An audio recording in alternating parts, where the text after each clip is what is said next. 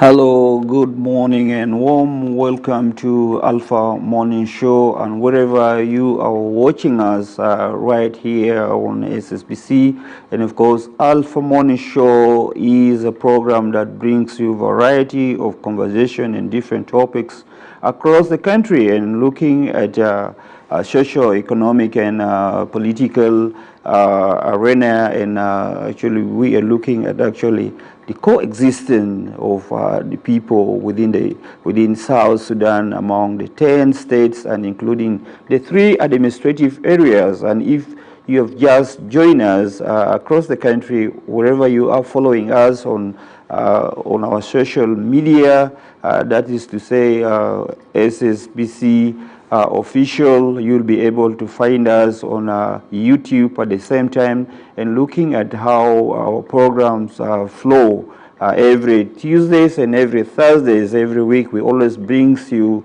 whatever it's happening across the country, and looking at also how South Sudanese people are prospering, looking at socio-economic and in all aspects of life. And wherever you are, if you've just joined us or if you have just woken up, please try to be with us. We are bringing you something so unique and it's very interesting that I think you may be able to be enjoying it today. That is to say, hate speech on social media. That is the topic that we are going to be discussing.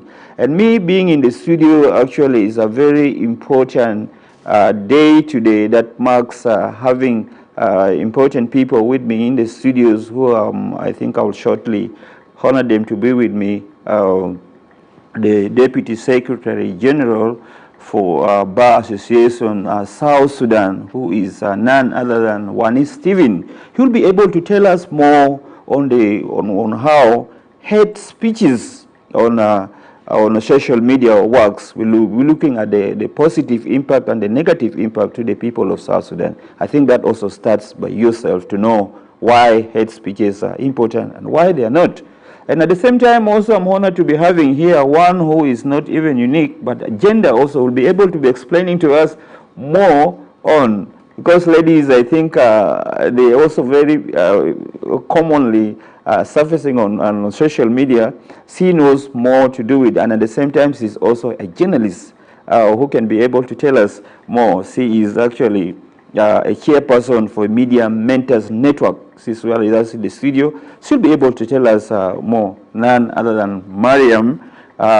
She will be able to tell us more. Nice having you on board with me in this this topic. I don't know how we're going to discuss it, and I guess it's a very interesting topic to all of us. Of course, it's a topic that it's in existence, that everyone that goes on social media knows about it. Nice having you on board. Thank you. How is your morning otherwise? The morning is good. Just a little reminder, the name is Marina. Marina, Yes, great. Marina. Marina, great. Mr. Wanis Stephen, professional, I guess you are a lawyer by profession, being as a Deputy Secretary for South Sudan Bar Association, represented today. You'll be able to tell us more, because looking at the role of the social media on hate speech, do you have to say something? Look at that in the context of South Sudan. Well, first of all, thank you so much for hosting us in this morning. I think before starting, I would like to extend the greetings from my president, Arab Malweth, and also the entire leadership in the Bar Association. Great. It's really a very interesting topic. As South Sudanese, most often there are certain things we don't want to talk about, and this is one of these things. Usually people don't want to talk about hate speech, but when we look into our social fabric, we can when we analyze our social fabric, we can see clearly that even within the rural areas, within deep down in the villages, Right. a lot of people sometimes express hateful content or hateful sentiment towards either other group or towards other communities.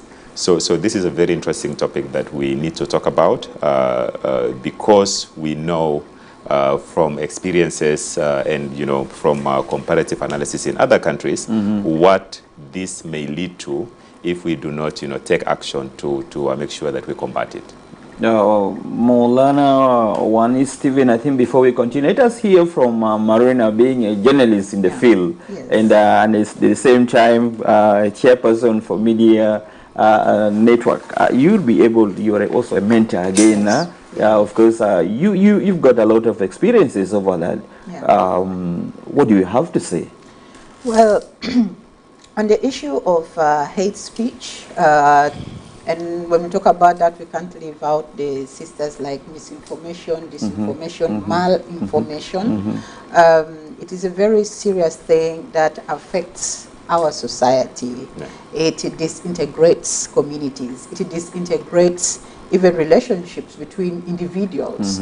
So when we talk about them, it is very important for us to remember that addressing these they look like terminologies that are very, like when we describe them as misinformation, disinformation, hate speech, malinformation, they look like they are very compressed, but they are literally describing everyday interactions on how we associate with our peers, how we associate with people in our community, how we engage with other individuals who are part of the country generally, and especially people who may not be like us. Marina, I think before we continue there, we will look at the social aspect of it when we talk about this hate speech. Looking at there are many institutions, there are many offices, there are many places, market areas within. Let's start by ourselves looking at the social aspect of it. Let's try to give a simple example of having groups in the offices where people are divided into different departments. Others do not, they have nothing to do under trees. People move all along, having groups discussing about others who are active, others are not active, talking about individuals. What do you have to say on that context? Well, I say talking about individuals and sharing information, usually in the negative light. Usually in the negative light, it actually affects also the level of closeness. It affects the level of unity in the institution, and to some extent it may even cripple the work that would be going, because there's no unity. Everyone thinks in terms of me and them. There's us and them. We are better, they are not. We are deserving, they are not deserving. Or they don't know their work, we know it better than them. So this takes away from creativity that would have actually brought the different unique characteristics and the different unique skills to actually bring those individuals together and build a better result for the institution. Marina, in the context of the people of South Sudan, you know, South Sudanese people are scattered all over the world, and ever since independence, people have started influxing into in South Sudan. There are those who went to the Sudan, there are those who went to East Africa, there are those who went to Europe, all over the world. Now that brings in different characters of actually environment where people grew up in, looking at the civil population and the way people grew up outside and the Western world and looking at it. They are already in South Sudan. How do you put that into this hate speech social issues? Well, I think South Sudan has a unique challenge generally, because when we talk about national identity is not very easy for South Sudan compared to other countries that got independence. Other countries got independence, their people were within their borders, they struggled and they got it. But South Sudan, prior to the independence, we have people going to different countries, and in those countries we picked different ideologies that became like the truth or the reality or something that we admire. If I was in maybe, let's say, one of the Western countries, or even take example, having grown, there's a difference sometimes. Marina, we'll get to that. I think Stephen has got something very interesting to say. Mr. Stephen, you are a professional lawyer, and I think you must be having cases being a Secretary General, Deputy Secretary General for Water Bar Association. You should have gone through many cases that comes on your way. How do you analyze this situation? Because now, in different contexts, when looking at the context of the people of South Sudan, in looking at the inciters and penetrators, there must be cases that comes in not in the rightful way. What do you have to say in this context when you look in the hate speech? Now, you know, South Sudan is very complex, as Marina had mentioned before. And sometimes when we exercise, or sometimes when we say certain words or certain expression, we tend to just say them, but we don't know the impact of the words that we're saying. For example, there is this huge debate between Khartoumers and the Eritreans, and also the 05 for those who used to study in Juba University by then when they were in Sudan. So all of these sentiments, sometimes when we express them, because we want to express certain hateful or negative expression associated with that. So usually people say the Khartoumers with their Arabic, you know, they're all over expressing Arabic, you know, in government institutions and all that. They're lacking certain standards of you know, doing work and all that. This is actually hate speech. Yeah. But you know, now it has become like, you know, just, hey, you are, yeah, like you are a Khartouma, you are a East African or Kakuma or Ritani. But this is a very big issue. Unfortunately for us, our legal system is a little bit lacking. When we look into our Penal Code Act. It is insufficient to regulate or to put a very deter, you know, provisions against hate speech. In fact, in the Penal Code Act, hate speech is not mentioned as a standalone crime. So this makes it a little bit problematic, because especially when we're talking now hate speech against groups or against maybe individuals, or even against tribe, parties, ethnicities. There is no mention of that within our Penal Code Act, which is a very big problem. The only legal framework that at least attempts to comprehensively regulate or provide some provision that penalizes hate speech is the Media Authority Act. Great. You know, Section 29 of the Media Authority Act clearly criminalizes hate speech. And that's why we will come to the laws, I think. Marina, you are a journalist. Yeah. And looking at this context of the people of South Sudan today, the question here comes, would you be able to agree with me and with the people of South Sudan that everyone has become a journalist? Technically, I would say no, because when you're talking about the term journalism, there is actually a professional definition for it. There's professional and there's a practical definition for it.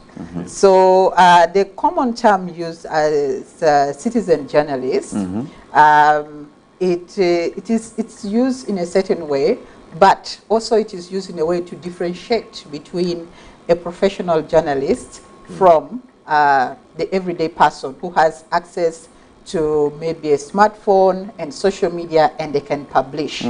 Yeah, but one thing I have noticed is that sometimes people find it difficult to differentiate between a professional journalist and a citizen journalist. And also, to make it worse, sometimes somebody has been a practicing journalist and they may have resigned from the profession. So the identity remains with them, but when in reality they have resigned from being a professional journalist, they are now practicing citizen journalism. So that is a confusion that I have seen lingering with a lot of people. I like to call it, to an extent, there's a misuse, right? You know, like how sometimes everybody wants to call themselves an honorable. Sometimes people want to call themselves engineers, even when they're not engineers. Sometimes people want to call themselves journalists when they are not journalists. So that is the challenge that we face. And the biggest challenge is that people out there cannot differentiate. They cannot differentiate. A person who is a camera person is not a journalist, right? A person who has a social media page and is able to maybe shoot podcasts or share opinion, does not necessarily make them a journalist. There are code of ethics for journalists to follow. It's not an easy thing. It's a very rigorous process. That's where hate speech is coming, because no one is a journalist. And looking at also the citizen journalists involving themselves into writing and taking pictures, disseminating information without getting the reliable sources of information professionally. Let us look into the context of the law. Stephen Wane, you're a lawyer by profession. Of course, looking at this country and South Sudanese context, it has gone viral that everyone has become a journalist. Would you try to give us a real context on the laws of journalism, and if you look at the role of the media into you involving into the law, of actually in its context and implementation? I think let me start by saying that you know, not everyone who expresses their views and opinion through different medias, especially social media, is a journalist, as Marina had clearly put it. It is only those who are accredited by the media authority that we can say that they're journalists. Unfortunately for us in South Sudan, and it's globally, the media, social media, had given powers to certain individuals. You know, some people through their social media platforms, they're having more followers than a radio or even than some of the media houses. So you find someone like that, when they put something out, people sometimes tend to, the impact is very huge. Sometimes people would want to believe what they're saying, especially when the mainstream media had not yet put, you know, a similar news. Because these people, for them, they want the hype. So the moment they have a very small information, without verifying them, without confirming whether this information is true or not, they will just post it. And because of that, because they're very fast in putting information out, sometimes even faster than the main media, people sometimes use them as a source of information, you know, and that becomes a problem. I think for intervention, Mr. Wane Stephen, looking at the context of South Sudan, let us speak in across the country, looking at actually South Sudan itself in existence today, tarnishing the image of the country, looking at look at the Western world and looking at East Africa or the Sudan, whatever countries that are actually eyeing South Sudan today, because the image of the country is being looked at as South Sudan is a country of there are a lot of issues that happen. There is war. There is tribalism. There are issues where foreigners are not needed. In which, when in the real sense, it's not happening. But the social media outside there disseminates in a different way, which reflects to the hate speech. What do you have to say on that? Well, you know, because of this scenario that we have said, you know, people tend to just put any information out there without verifying them. If we analyze the internet now, we'll find a lot of negative information about South Sudan, a lot of negative content. Even there more than the good content, you know. So because people feed on negative things, you know, people would want to know. Sometimes when you're telling someone something good, they will listen to it, and then, you know, but the negative one, they will go to the tea places, they will go to their coffee shops, and they will be discussing it. So because of that, it has really tarnished the image of South Sudan. And sometimes even some of these foreign media houses, and these content creators, foreign content creators, when they come to South Sudan, they usually focus on negativity, on the negative, you know, thing, because that is what is selling. You know, so there is a huge work that we need to do, both as citizens, but also as people within the media sector. We need to you know, put more positive content out there. We need to portray the good side of our country, because there is no country in this world that does not have a negative side. You know, even in the US, even in Europe, you mention whatever country, you know, there is a negative side of their own country. But when you go to the internet, you'll only find the good side. Marina, being a journalist now, I think you can clarify that very well. A question here comes, some journalists are being facilitated by resources to disseminate information of negative impact to a country. Is it true? Confirming that. Technically, for me, when somebody sways away from the ethical practice, journalism, I would not consider it as a journalistic thing, because I've reached a level of differentiating between an individual in their professional field and an individual who is doing a personal thing. Like there's a line between professionality and personal, right? So there are individuals, yes, of journalism background, individuals whom I would say even maybe people like myself used to look up to, and the practice that they have engaged themselves into actually goes against the journalistic standard. Whether they are paid, I am not aware. I don't know. I don't have the facts, so I cannot claim. But of course, some of the actions indicate what we have seen paid bloggers doing, either paid to tarnish image or paid to share all sorts of information, usually in the negative light. But when that happens, we cannot completely pin it. We cannot completely pin it on the level of professionality or in the category of professional journalism. If something is unprofessional, that is what it is. But yes, indeed, these kind of things happen, and where people with interests do get involved, or they try to engage individuals who have influence, who have attention, especially with the young people, to try and drive their agenda into to the general public, introduce their concepts to the general public. But I think above all, it is very important for individuals who consume information, whether online or in other avenues, to be very vigilant with the information that is shared to them. Just because somebody has told you something does not mean it is true. Just because somebody has told you information does not mean they have hidden agenda behind why they are sharing information. I mentioned earlier about malinformation. Malinformation is the information is true, it can be true, but the intention is wrong. So it is very important as information consumers to guard our brain and do the due diligence in assessing the information that we consume to ensure that we are not being puppeteered into doing things that other people whom we are not seeing are trying to make us do. Wani Stephen, you are a lawyer professionally, and you judge cases.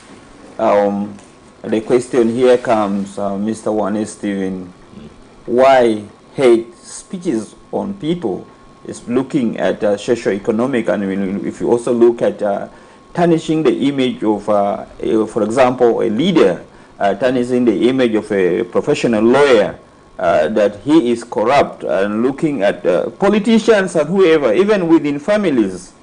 Why do you think that is happening in our context? So allow me just to differentiate between tarnishing images of people, which is defamation. It's a different crime under our Penal Code Act. Even under the Media Authority Act, it's a separate crime from hate speech. Great. Because hate speech is expressing hateful sentiments or expression against towards or against group, individual. But then defamation is a complete different thing. But when we look into the social fabric, and when we look into people generally, it comes back to the motives. Why are they doing that? Some people have a specific motive why they would, for example, want to tarnish my image. Maybe I am their political opponent, especially as we are approaching elections. Some people would like to use that as a mechanism to make sure that they destroy their opponent and, to make them, get more voters or to make them excel in, what they're doing. So that is one of the reasons. However, within our laws, defamation is punishable, both under the Penal Code Act and also under the Media Authority Act. The only big issue is now hate speech. As I said earlier on, it is not well and comprehensively addressed within the Penal Code Act. Hence, there is a need for us to look into our laws again, and make sure that our laws combat and fight certain things such as hate speech, especially that we are coming to, hopefully, next year that we're going to have elections. Have elections, sure. So if we're going to have elections, we should not wait until election happens, or we should not wait until people start expressing hateful sentiment towards communities, towards other parties, and it leads to violence. Then we'll come and say, what do we do? Because now we know these laws are not sufficient. We should be thinking now, how do we amend some of these laws to make sure that it combats some of these things, and to ensure that our politicians does not, use, the innocence of our people to create violence and cause a lot of problems. Great. Marina, now looking at you as a journalist and a mentor on a media network, let us look at the media houses in South Sudan today. We've got a lot of radio stations, FMs, and we've got a number of television, being international and local, that are in existence today. What does that question could have gone to Mr. Stephen, as a lawyer, because you also work for the media authority in collaboration on your field. These media houses looking at its dissemination of information in collaboration with individual institutions and other parties that brings in, may be false, may not be false. This still comes to the question that, are they being facilitated? I would say, to the best of my knowledge, the media houses, the professional media houses, the media houses registered under the media authority, I can say, to the best of my knowledge, they are not being facilitated. But what I know, and I cannot tell, is with the media, because there's this element where somebody opens a page also on Facebook and say so-and-so TV, so-and-so radio, ABC media. And sometimes people take those as media, like they've seen the word media, radio, TV, they take it as it is mainstream media. Those are not registered platforms. If you look at the list of channels or the list of media recognized by the media authority, you will see that the number is less, but the pages online, there are so many. Yeah, they are not registered, they're not following any ethical standards. They're just following their guts, maybe to get followers and likings and everything, but they are not professional media houses. So with those ones, whether they're being facilitated, it cannot be told. I can't say, but they may, because some of the information they share is pure propaganda, and some of the information they share is hate speech, misinformation, because how do I know? We actually follow and monitor these interactions to see who is saying what. And when we stress this, and most of the misinformation, disinformation, and hate speech comes from those channels. When you look at the mainstream media, the TVs, the radio stations, I mean, like institutions with physical spaces, I'm talking like SSBC here, it is very hard to even find cases of hate speech directly being spewed by the media houses themselves, except sometimes the individuals who are interviewed, the individuals that may bring information, sometimes there is that element. Because with the journalists who actually process the information that goes into this, and even presenters, we have gone through several phases of trying to empower them on how to avoid, even if it's coming from personal bias. Yeah, because we're individuals, we are socialized into several things. When it comes from their bias, how do they identify it? And also when they meet scenarios where there's hate speech, misinformation, disinformation, how do they handle it? At least for the journalists who have been, I think even at least from 1 year practice into journalism, we have been in touch with these individuals to try and empower them so that in the case this happens, it doesn't feel like it does not fall through from their fingers. Like Marina, we will continue from there. Our viewers of Alpha Morning, with these many conversations we are discussing on hate speech on social media. Don't go away if you've just joined us. Try to be following us on our official page on YouTube, that is SSBC. Try to be with us. Don't go away. We will be right back as we continue with our discussion.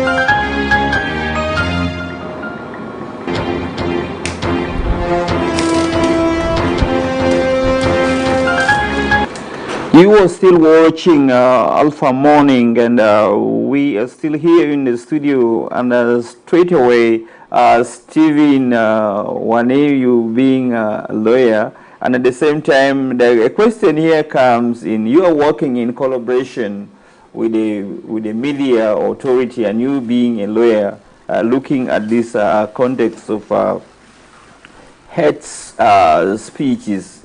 What does the law says in collaboration with the media authority, and looking at actually the topic we are in today as far as in South Sudanese context? Okay, thank you so much.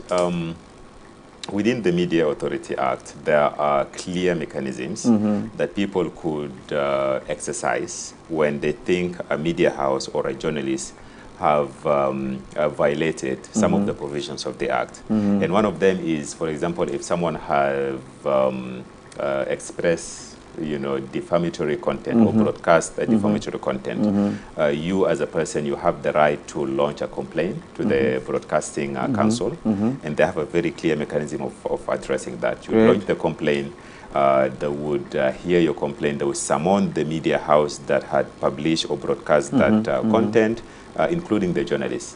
And then we know some of the remedies that they have is, of course, they would request the media house to have a formal apology letter. Sometimes they will even be penalized.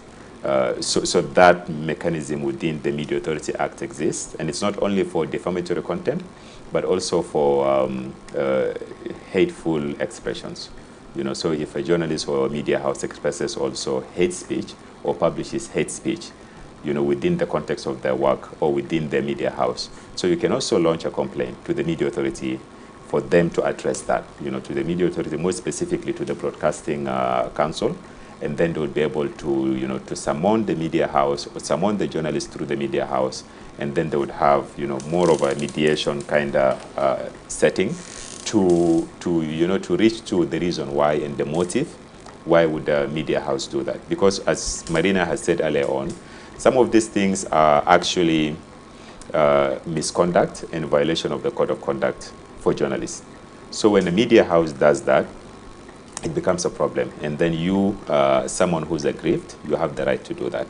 So this is within the remedies that are available. And I just want to add something onto what you have asked Marina earlier on before the break. Something about the paid journalist. When you look into media houses, even globally, some international media houses, you can see that sometimes when there is a conflict in a particular country, they tend to align with certain group within that country. You find, for example, media house X would just focus on covering, the side of the story of a particular, group. Inciting. And leaving the other. Sometimes inciting, sometimes just, timely updating. And you're wondering, if there is a conflict, they're supposed to be, partial and cover both sides of the story.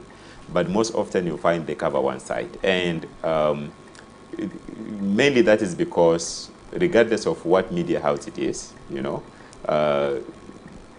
there is a propaganda, there is a motive behind everything. So a journalist who goes to, for example, take information or cover certain issue or certain event, they have something or they have a story that they want to tell. And some of journalists, they don't abide with the code of ethic or code of conduct that they have. So when they don't do that, then they do something like, you know, covering one side and leaving the other. You know, so that in itself is a violation. But also sometimes there are media houses that are established with heavily foreign funding, and sometimes when they, you know, when it's a foreign country that is, you know, funding your entire operation, and for example they have a propaganda or they have a motive in your country, they would, you know, they would not necessarily tell you this is what we want you to do, but sometimes they will encourage you. You know, they come as perpetrators. One Stephen, you being in the field, and at least do you or are you contented that all the media houses in South Sudan are registered under the court of law, looking at the role of the media authority, you being a lawyer? Well, I don't have the statistic, so I would not say anything that I am not, you know, I don't have accurate information about. Also to avoid being, you know, someone who also spread mis or malinformation. So I would not, but I know, for example, some of the social media pages, not media houses, some of the social media pages, they are not compliant with some of our laws, especially the Media Authority Act. This is what I can say. You know, what could be the mechanism of this hate speeches, looking at you being a professional lawyer? Let us come to this context because now it's so viral in South Sudan. Not only South Sudan, but let us look into the context of the people of South Sudan today, because any slight thing that comes in, it always goes viral, and others come into belief. What could be some of the mechanisms that could, if you look at it, is social and social, political, and economic? So what can we do to address or to combat hate speech in South Sudan? That still comes to the law. Yes, this is what I'm trying to paraphrase your question. In my view, as I said earlier on, our Penal Code Act is insufficient and it's not comprehensive enough to address issues of hate speech, especially hate speech that are directed towards ethnicity, tribes, or you know individuals or certain groups. So the first thing that we need to do is to amend our Penal Code Act or enact a specific law that would address issues of hate speech. This is one. Two, considering the fact that currently people use social media platforms to, to spread hate speech and hateful content. I think there is a need for us to of course, our parliament through, Ministry of Information, Media Authority, and even NCA, to try to push to have a code of conduct for intermediary platforms. And this is this is a policy that will influence the community standards that this social media platform use. Because the current community standard, if you're logging into Facebook, Twitter, or any platform that you're using, TikTok, for example, you usually agree, you tick, right? You agree to certain community, terms and conditions. You agree to these terms and conditions, and you don't know what are they even. You don't even go into it and see what does it say. Most of these terms and conditions, we call them community standards, or community rules and standards, are influenced by foreign laws, So we need to have our code of conduct. Mr. Wani, don't you think that technology also plays a big role into influence of the social media to take its course? Just because when you look into a simple example, if you look into some countries in East Africa and in Europe at the same time, when you look at America, things to do with TikTok, Uganda nearby, the social media had been shut down. But at least people still goes into, when you look at the role of the technology, the high tech that people uses, other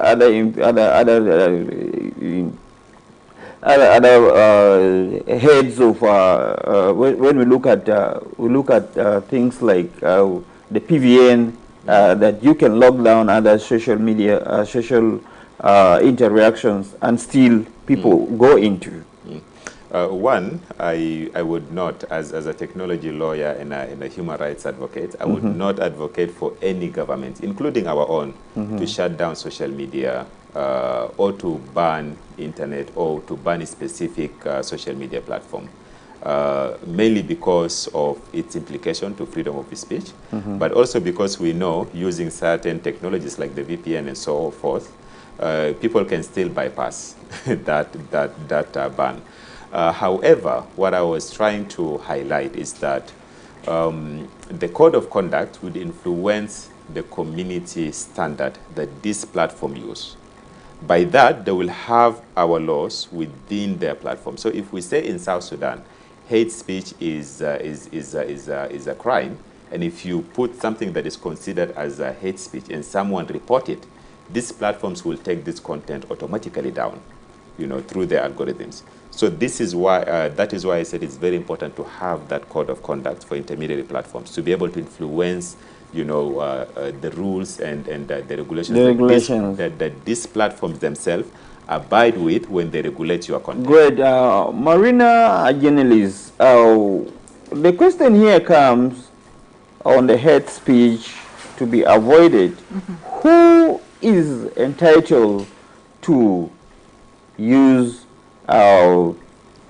social media? Who is a journalist and who is not? Well, with the access to internet and smartphones, we cannot regulate who uses it, but we can advocate for using it with consideration of other users or other individuals, because when we publish to other human beings who have access to the information or the content, irrespective of the geographical location. I can be here, I share, someone in the US sees the information that I'm sharing, or somebody can be in the US and shares information that have gone live. Someone who is in South Sudan, in Juba here, will have access to that information just in a few minutes. So it is just about being responsible about how we create the content that we share. And the professional media houses, even if they are to use social media, of course, the standard, the code of ethics, and then there are also regulations. Every country has laws that regulate professional media conduct. So following those, following the ethical codes that are provided in media school, they are taught, and it is expected of professionals to abide by those conduct. So with the professional media people, media practitioners, it is easy because you are outlined. If you go outside the line, you have gone against it's like doctors. If doctors don't do what they're supposed to do, then they actually lose their license for operation. Right? So this is it. The same thing with the media. We have a code of conduct. Marina, to intervene a little bit, how do you call these scammers and hackers in social media? Well, the scammers and hackers are just the digital version of thieves and pickpockets that are out there. So the same way we guard ourselves as we are in the physical environment, closing our bags and being vigilant of who is walking near us so that they don't pick our pockets or they don't open our bags, they don't steal our phones, or we lock the door at night so that thieves don't enter into our homes. It's also the same way we need to guard our digital existence. So a lot of reasons why people get scammed has been because there's too much trust. How do you trust somebody uses Wani Stevens' account? Hey Marina, can you send me $300? Without, I have to first check, is this Wani Steven? I give him a call. Wani Steven, did you send me that message? Yes, I sent it. Oh no, I did not send. And because sometimes people whose accounts are hacked, they don't know that their accounts are hacked. Yeah. But it's about knowing what is the usual conversation I have with Wani Stephen, if he's my friend on Facebook. What is the usual conversation I have with him? Great. Is this message the same? Marina will come finally to that. I think because of Yeah. time, let us try to give this chance to Stephen. One is Stephen, you being Deputy Secretary General for Bar Association, and as far as the laws are concerned and looking at the context of the people of South Sudan, analyzing the situation of hate speech on the topic that we are discussing today, can you try to wind up just because of time and tell the people of South Sudan what it means, how, negative, positive, impact and mechanisms straight away. Okay, thank you so much. This time flies so fast. But I would just want to say that as people of South Sudan, we need to be vigilant. We need to ensure that what we say may not or will not hurt other people. So we need to refrain from expressing hateful content and hateful expressions towards, other communities, other individuals, because we know that this can lead to violence. You will be there telling your people in the village, the community X are doing X, Y, Z when they're not doing it, or this community is bad, and then your people in the village would go and attack the other community, sometimes attack the other community, which people would die. So we know this can happen if we continue to exercise or if we continue to express hateful content. Great. So there is a need for us to refrain. There is a need for us to refrain. One, two, there is a need for us as people who are relevant with this sector and the government to have the laws and the regulations that will prohibit some people who would not listen and still want to express hateful content. And as we are going towards election, I would urge the political bureau, not the political bureau, the South Sudan Political Council, and also the Electoral Commission, to ensure that we have enough guidelines that will guide our politicians as we are approaching elections. These guidelines are very important. So politicians, when they go to campaign, they know what they're campaigning constituency for. In the grassroots. Exactly. They don't pour fuel in one community to go and ban others. Great. Marina, you being a female journalist, let us look into the context of the people of South Sudan and at the same time being a mother, being a woman, representing today as a journalist. What message do you have when we look into families, we look into leaders? Families are getting broken up because of hate speeches. We look into come to politics. If you come to the market, everywhere around it has gone viral. Your wife has been with so and so. Those kind of things. There are many others to mention, but a few. Finally, what do you have to say?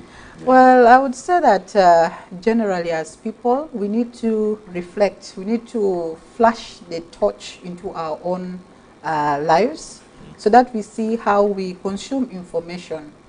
We cannot stop people from sharing hate speech sometimes because it's coming from somewhere.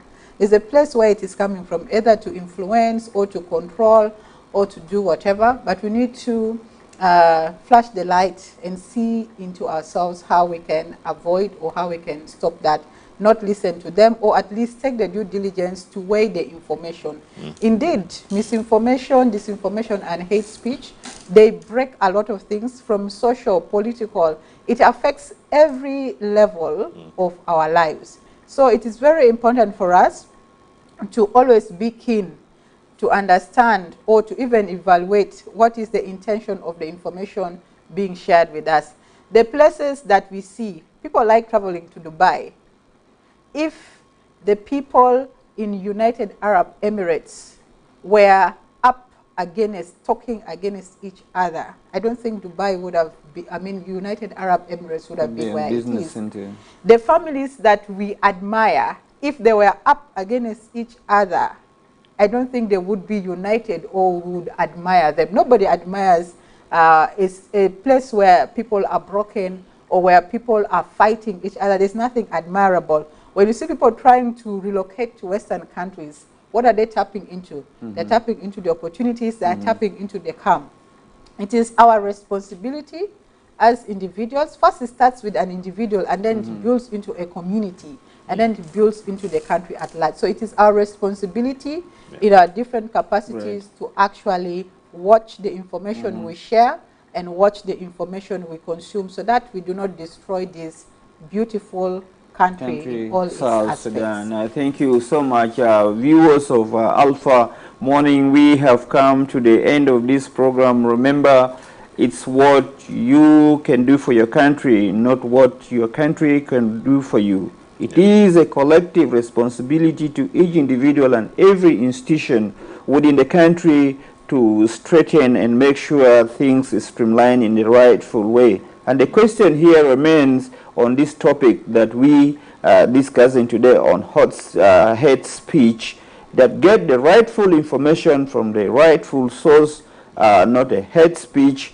get reliable information from facts, findings, before disseminating, though people have these gadgets on looking at disseminating information on social media, but use it in a rightful way, not just getting information from no reliable sources to disseminate. Citizen journalists and looking at the professional journalists, it is a role of the journalist professionally and a role of every citizen individual to look at what to disseminate and not what to disseminate. Otherwise, it tarnishes the image of a community, an image of individual tribe, and image of each leader in a country. We have come to the end of this program. That is the question to think of.